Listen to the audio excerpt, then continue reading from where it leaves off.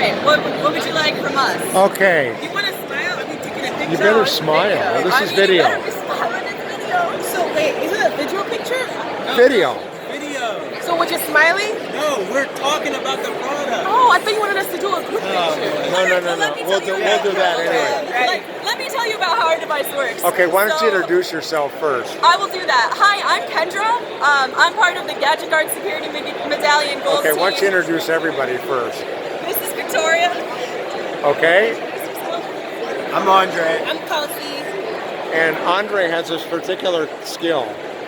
I like to sabotage things. Yeah, blowing things up quickly. Yeah. Get used to it in prototyping. This always happens. Okay, so now you went to engineering school, but you're going to be on TV now. Oh, that's perfect. I mean, look at me. Yes, so do you want me to tell you how I want you to tell me what you did. First of all, right. We had you guys work on this project this semester again, Yeah. and we're going to do it again next semester to get it into a real product. Okay, so first of all, describe to everybody what's it for. All right, so the Gadget Guard Security Medallion is basically a portable attachment for a small personal electronic device. How it works is it supplies heat to an adhesive, which will then attach to the back of your electronic device to secure it to a medallion external casing, which can accept a Kensington cable lock. So in order to do this, we basically have a heating circuit. So what we do is we take 12 volts and apply it to a heating pad, which then provides enough heat to an adhesive, about 75 degrees Celsius, to melt that glue, which you then take and attach to your laptop. In order to do this, simply plug it in, and the timer allows it to heat for 5 minutes before shutting down. So this gives the glue enough time to melt and then attach to your device. In order to lock it to your device, simply attach the external casing and then apply your Kensington lock, and you will no longer be able to access any of the internal components in the device.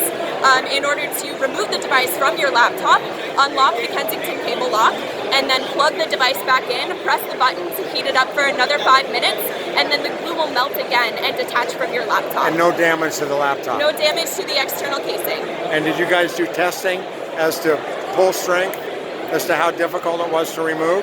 So for the pull string testing, I'm going to defer you to the blue team, which worked on a lot of the mechanical tests of the device. Mr. Sabotage Genius. Yeah, okay. So what kind of testing did you do? So we went through a couple phases of prototyping. Of course, it started with our simulations on, simulation software like Spice and all types of stuff like that. So then we went into smaller prototype generations to make sure it worked. And then we started moving on into our PCB model, which you can see on the board over there. Okay. So when we started testing our PCB model, we found there was a few inconsistencies and shorts around in the circuit board. And that's very difficult because the PCB we ordered was produced by the university. Right. It's made out of a sheet of copper. So if you can look at the picture over there. Right. Right here to the right. It's made out of a sheet of a copper, so when you solder things to the back of it, it's very difficult and a lot of shorts pop up. Okay. So we kind of wanted to go back and make another prototype, so we went ahead and made our previous prototype to this one, and we're going to bring that here. So today, we try to improve it a little bit, and unfortunately it didn't work out. So. Okay, no problem. So what can you show me? So I can absolutely show you. So we can come to the schematic. Okay. So now we have essentially what the product does is take a DC value and it steps it up through it goes through a 555 timer chip, and it's a monostable timer. So what that means is you can hit a button and it's already preset time for a heating operation. So the user doesn't have to take any accountability of potentially damaging their equipment or any personal belongings. So after that voltage is transferred out into a step up voltage regulator to supply the correct voltage and to heat the adhesive. So this is just a crude example. Okay. This is the adhesive. Prototype. Yeah. So this is what gets sticky. This is what will get attached to the actual product. And then this is just a model of one of our transformers we were using, and then the 5.5 timers. Okay. So do you think it's a good idea?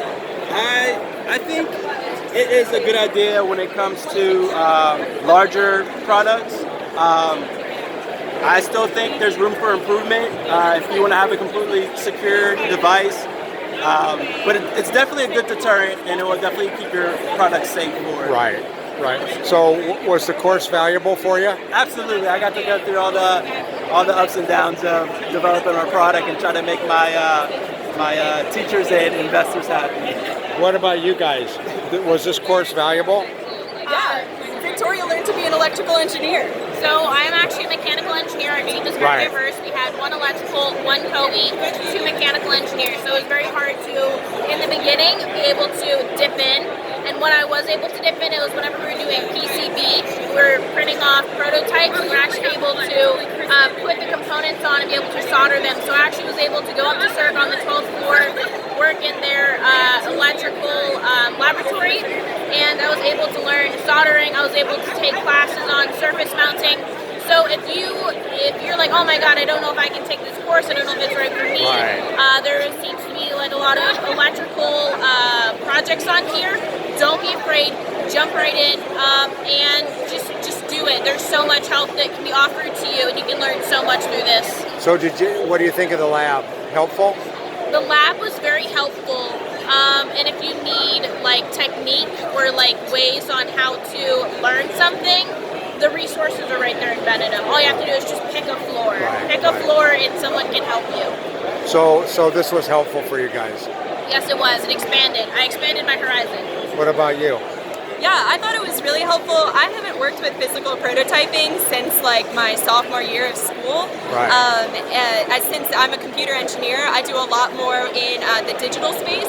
And being able to do a lot more physical prototyping with breadboards and real components again gave me a lot of valuable experience, I think, and really helped me expand my hardware skills again. Cool. And you? Did this help you? Yes, it did. It did. I felt like it was a whole learning process that was great. I'm grateful to be a part of. There were so many resources that you could have utilized. Everyone is there to help you, and it was a whole different ballgame. Nothing like any of the other classes I have taken. I feel like what's the right word to use? It helped me think critically. It challenged me in different ways possible that I didn't even know things I could do. So it's different than the courses you've taken? I think it prepares you for the real world more than any of my other classes, if I'm being very honest. Think more of these are needed?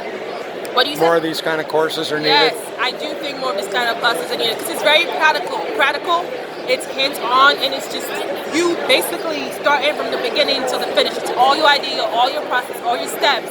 And it's like, wow, I actually created this. This is my finished product. That's exactly so right. it makes you feel like, yeah, I can do whatever I set my mind to. Cool. It's very good for self-esteem and a whole bunch of different things. Did we give you guys enough support during the semester? Yes.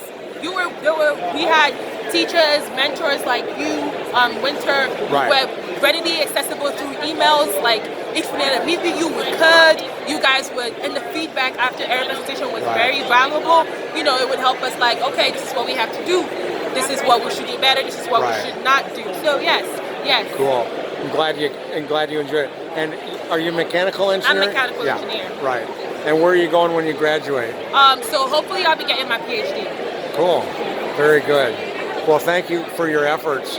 We really appreciate you guys' work. Thank you so much. No, it's my pleasure. Let me turn this off.